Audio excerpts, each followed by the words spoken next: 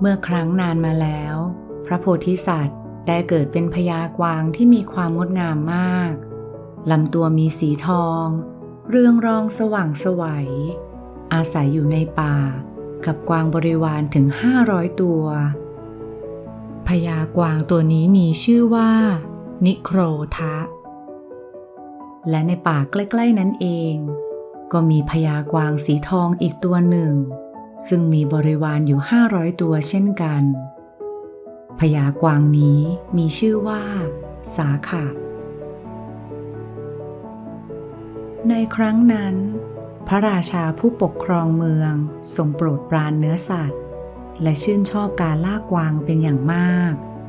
แต่การล่าสัตว์ของพระองค์ได้สร้างความเดือดร้อนให้กับนายพรานคนอื่นๆทำให้ไม่สามารถล่าสัตว์ร่วมกับพระราชาได้เหล่านายพรานจึงตัดสินใจร่วมกันล้อมรั้วเพื่อทำลานล่าสัตว์ถวายแด่พระองค์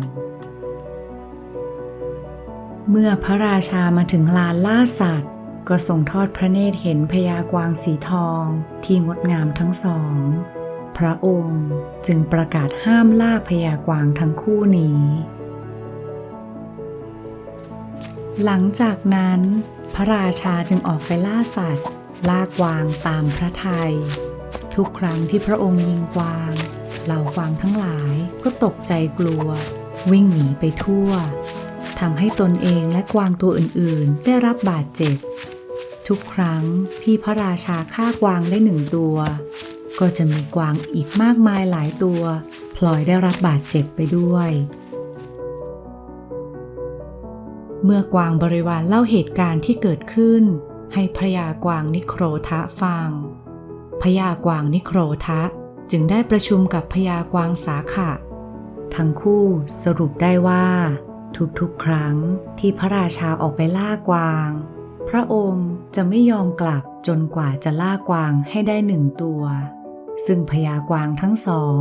ต่างอยากหาวิธีป้องกันการบาดเจ็บและการล้มตายที่ไม่จำเป็นดังนั้นทั้งคู่จึงได้คิดหาหนทางแก้ไขโดยตัดสินใจว่าในแต่ละวันกวางแต่ละฝูงจะต้องสลับกันส่งกวางบริวาร1 ตัวไปยังประตูเพื่อให้พระราชาฆ่าโดยวิธีนี้จะไม่มีกวางตัวอื่นได้รับบาดเจ็บโดยไม่จำเป็นแต่แล้ววันหนึ่งแม่กวางที่กำลังตั้งท้องจากฝูงพญากวางสาขะได้ถึงเวรที่จะต้องไปสละชีวิตใจของแม่กวาง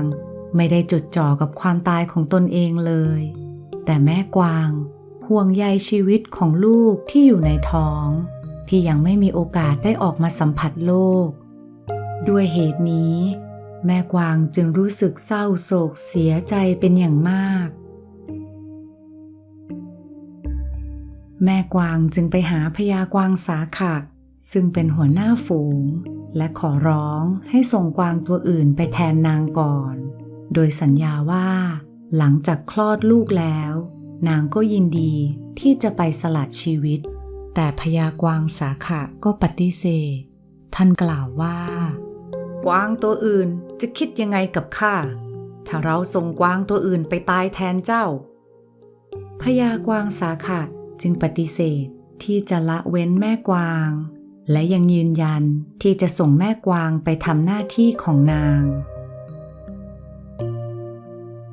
เมื่อแม่กวางเดินออกมาจากพญากวางสาขะนางก็ร้องไห้ไม่หยุดนางรู้สึกประหนึ่งว่าหัวใจของนางได้แตกสลายไปเสียแล้วเมื่อพญากวางนิโครธะมาเห็นเข้าจึงได้เรียกให้นางเข้ามาหาพญากวางนิโครธะถามว่าแม่กวางเหตุใดเจ้าจึงร้องไห้แม่กวางสะอึกสะอื้นตอบว่าวันนี้เป็นตาของฉันที่ฉันจะต้องไปตายแต่ฉันกำลังตั้งท้องอยู่ฉันได้ขอผัดผ่อนยืดเวลาออกไปแต่พญากวางสาขะปฏิเสธฉันไม่รู้ว่าจะช่วยลูกในท้องของฉันได้อย่างไร ในใจของพญากวางนิโครทะสงสารและเห็นใจความรักของแม่ที่มีต่อลูกในท้องท่านจึงกล่าวออกมาว่าอย่าได้กังวลไปเลยแม่กวางเดี๋ยวเราจะรับผิดชอบเรื่องนี้เองเจ้ากับลูกในท้องจะไม่ต้องไปตายในวันพรุ่งนี้แล้วด้วยความยินดีเป็นที่สุดแม่กวางท้องก็ก้มหัวแสดงความเคารพต่อพญากวางนิโครทะในเช้าวันรุ่งขึ้นเมื่อพระราชาออกมาเพื่อล่ากวางพระองค์ทรงทอดพระเนตรเห็นพญากวางนิโครทะที่สง่างามยืนอยู่ที่ประตูพร้อมที่จะให้ประหารพระราชาตกใจมากจึงถามพญากวางนิโครทะว่าเหตุใดท่านจึงยอมมาตายในเมื่อท่านมีสิทธิ์ละเว้นพญากวางนิโครทะจึงเล่าเรื่องของแม่กวางท้องให้พระราชาฟังและกล่าวว่าในฐานะว่าเราเป็นผู้นำของกวางฝูงนี้เราจะส่งกวางตัวหนึ่งออกมาตายแทนกวางอีกตัวหนึ่งได้อย่างไรการกระทำนี้มิใช่นิสัยของหัวหน้าที่ดีเช่นนี้แล้วเราเลยต้องสละชีวิตของเราแทนเมื่อได้ฟังดังนั้นพระราชาก็รู้สึกอัศจรรย์ใจยิ่งนักพระราชาคิดว่ามันจะเป็นไปได้อย่างไรที่สัตว์ธรรมดาเช่นนี้จะมีสติปัญญาและมีความเข้าใจที่ลึกซึ้งได้ถึงเพียงนี้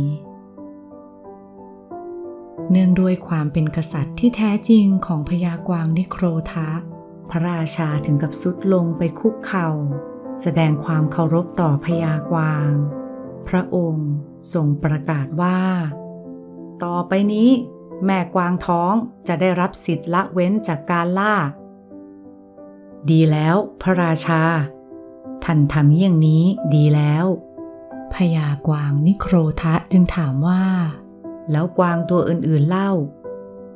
พระราชาจึงประกาศเราจะละเว้นจากการฆ่ากวางทั้งหมดพญากวางนิโครทะจึงถามต่อว่าแล้วสัตว์สี่เท้าอื่นๆเล่าพระราชาจึงประกาศเราจะละเว้นจากการฆ่าสัตว์สี่เท้าทั้งหมดพญากวางนิโครทะจึงถามต่อว่าแล้วนกทั้งหลายเล่าพระราชาจึงประกาศว่าเราจะละเว้นจากการฆ่านกทั้งปวงพญากวางนิโครทะจึงขอชีวิตของสัตว์มีชีวิตทั้งหมดและพระราชาก็ได้ประกาศสัจจะว่าเราจะละเว้นจากการฆ่าสิ่งมีชีวิตทั้งหมดเช่นกันพญากวางนิโครทะจึงได้สอนให้พระราชาดำรงอยู่ในศีล5งดเว้นจากการฆ่าสัตว์ตัดชีวิต